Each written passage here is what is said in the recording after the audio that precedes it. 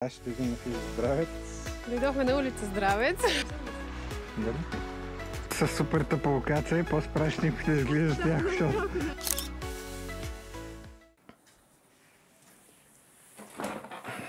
Здравейте!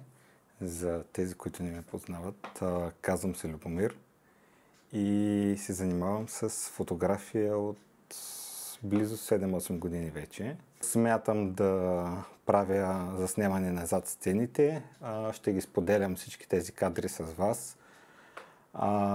Ще споделям сцените, които правя зад кадър и ще обяснявам кое какво правя, как го правя, тъй като знам, че е супер трудно човек да застане пред камера и да покаже своите умения, да се опита да ги предаде на другите и да говори пред камера както си личи в момента, тъй като аз съм човек, който изобщо не обича да се показва пред камера и на мен ми е супер некомфортно и супер извън зоната на комфорт в момента аз да съм човека пред камерата, тъй като аз обикновено съм човека зад камерата. За да се развива човек, трябва да се изправя срещу страховете си, дори така да го кажем. И трябва да винаги да се пушва един вид. В смисъл, винаги трябва да излиза извън зоната си за комфорт супер много. И това правя аз тази година, 2025 година. Реших да променя това. Винаги съм искал да споделям моите умения, какво съм научил през годините, какво вие може да вземете като опит, като експириенс. Няма да ви отекчавам с дълго интро. Това ще е първият ми влог. В него ще споделя първата фотосесия, която снимам зад сцените. Фотосесията е с модел, с който снимаме 3-4 пъти вече. Така че се познаваме, работим добре заедно. И мисля, че това е много интересно да видите как протича една фотосесия. С нея направихме зимна фотосесия. Накратко трябваше да отидем до хижа Здравец, да снимаме с борчетата, с снега, който още не се беше разтопил. Но се оказа, че има 5 км опашка, имаше полиция, която ни спря по пътя и каза, че не може да се качим. Ние се върнахме до съседното село. Толкова сме пътували, смисъл, трябва да направим нещо, защото няма как. Не се отказваме толкова лесно. С нея отворихме Google Maps, както всеки един човек би направил. Намерихме най-близката улица, с която може да изглежда се, но е по-природно. Не беше природно. Мисля, че ни се получиха доста добри снимки, имайки предвид всичките премеждия, които имахме. И след малко ще видите кадрите, които направихме зад сцените.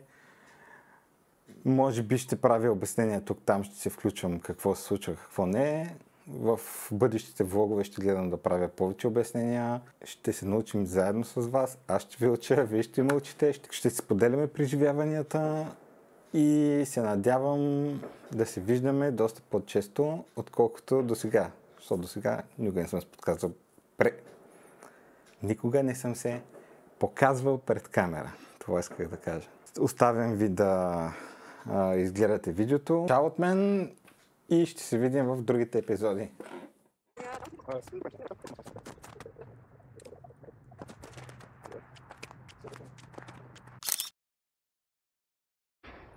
Тук има борчи. Добре. Тук мога да направим някакво. Някъде да отида там снега, освен. Тук на тази другата дира, където. Това го фради на земята. Ставай така.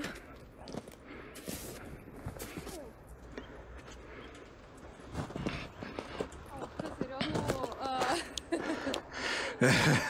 Там си е сериозно дълбоко. Направя малко жертва.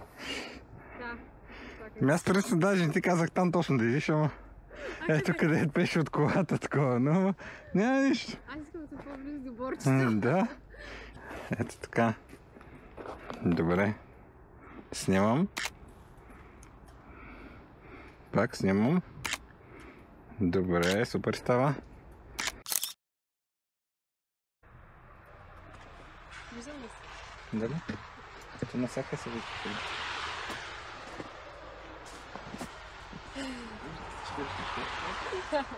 Добре. Чакай да го сходя пак.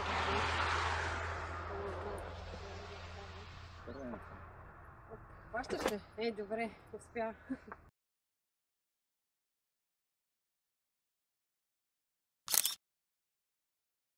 Снимам.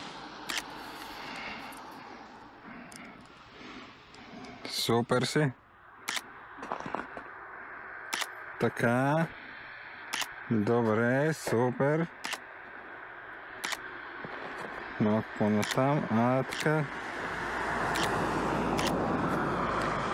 Ако искаш, може да се наведеш малко така към камерата, аз ще взема от така. Добре. Супер. Супер красиво. Студено красиво и много непланирана фотосесия, между другото. Така е. Трябваше да идем на хижа Здравец. Дойдохме на улица Здравец. Но се намираме на улица Здравец.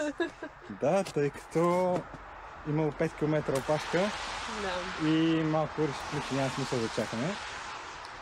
Мисля, че не сме се представили, това е Моника. Моника, приятно ми е. Да. Сигурно ще се виждаме пак. И да снимаме с Sony A7C с 85 мм. И мисля, че не се получиха много добри снимки. И аз така. Ще ги разгледате Да. и се надявам да ви харесат. Чао от нас, че замръзнахме.